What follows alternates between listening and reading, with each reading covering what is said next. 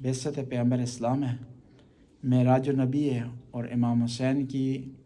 مدینے سے روانگی ہے۔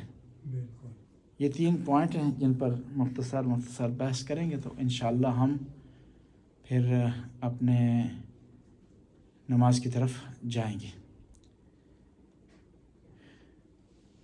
خداوند تعالیٰ نے نبی کریم کو رحمت للعالمین بنا کر بھیجا ہے، تو جو جہانوں کے لیے رحمت ہے۔ ابھی دیکھنا ہے کہ کیوں بھیجا ہے اللہ کے رسول کو خداوند تعالیٰ نے، کیوں بھیجنے والا حکیم علی الاطلاق وائز ہے۔ حکیم کا معنی ہوتا ہے وائز، عقل والا، اس معنی میں نہیں ہے جس طرح ہم انسان کے لیے استعمال کرتے ہیں کہ فلاں آدمی عقل والا ہے، کوئی دماغ ہے، کوئی مغز ہے، ورنہ کیا ہے، یہ کیا ہے، خداوند تعالیٰ ان عارضوں سے مبرہ ہے، بالاتر ہے اس سے، یعنی حکمت کو پسند کرتا ہے خداوند تعالیٰ، حکیم ہے، عقل مندی کو پسند کرتا ہے، اس کا کوئی کام بھی عقل سے دور نہیں۔ اب اس نے بھیجا ہے خاتم الانبیاء کو، اب دیکھنا کیوں بھیجا ہے،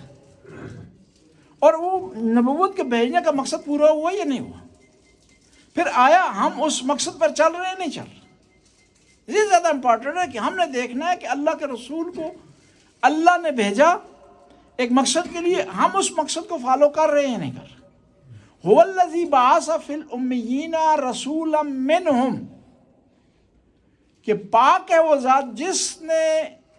نبی کو بھیجا اور نبی انہی میں سے تھا، انہی میں سے ہے، انہی طرح اٹھتا ہے، کھاتا ہے، پیتا ہے، رہتا ہے۔ اب یہ سوال پیدا ہوتا ہے کہ خدا نے ایسا کیوں نہیں کیا کہ کسی فرشتے کو بھیج دیتا، انسان کو کیوں بھیجا؟ اس لیے انسان کو بھیجا تاکہ وہ کل نہ کہیں کہ ہم تو اس کے فالو نہیں کر سکتے، اس کی سیرت پر نہیں چل سکتے، اس جیسا کام تو کر نہیں سکتے کیونکہ ہم جیسا نہیں ہے۔ بس نبی ایسا بھیجنا تھا کہ جو خدا سے ملے تو نور کی حالت میں ہو، تو لوگوں سے ملے تو لوگوں کی طرح ہو۔ قل انما انا بشر مثلکم، میں تمہاری طرح انسان ہوں، یوحی الی، یہ فرق اتنا ہے کہ مجھ پر وحی نازل ہوتی ہے۔ هو الذی بعث فی الامیین رسولا منہم، انہی میں سے، یتلو علیہم آیاتہ، انہی میں سے لیکن اللہ کی آیات کی تلاوت کرتا ہے، وَيُزَكِّيهِمْ، اور ان کا تزکیہ کرتا ہے، انہیں پاک کرتا ہے، گناہوں سے دور کرتا ہے، نافرمانی سے دور کرتا ہے، خطاؤں سے دور کرتا ہے، معصیت سے دور کرتا ہے۔ دیکھیں پیغمبر نے کیا بھی، جس معاشرے میں آئے وہ معاشرہ گناہوں سے بھرا ہوا تھا، خطاؤں سے بھرا ہوا تھا،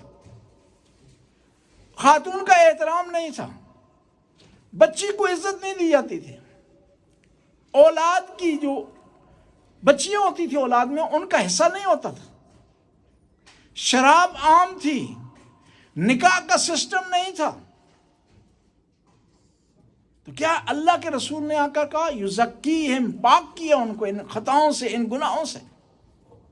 ہمیں بتایا جا رہا ہے کہ اگر آپ امت محمدی ہیں، محمد مصطفیٰ کے امتی ہیں، فالوور ہیں، تو آپ میں چیزیں ہونی چاہیے، آپ کا نفس پاک ہونا چاہیے خطاؤں سے، گناہوں سے، ظاہری اور باطنی نجاستوں سے پاک ہونا چاہیے۔ یہ کی از مناسبت ہے ان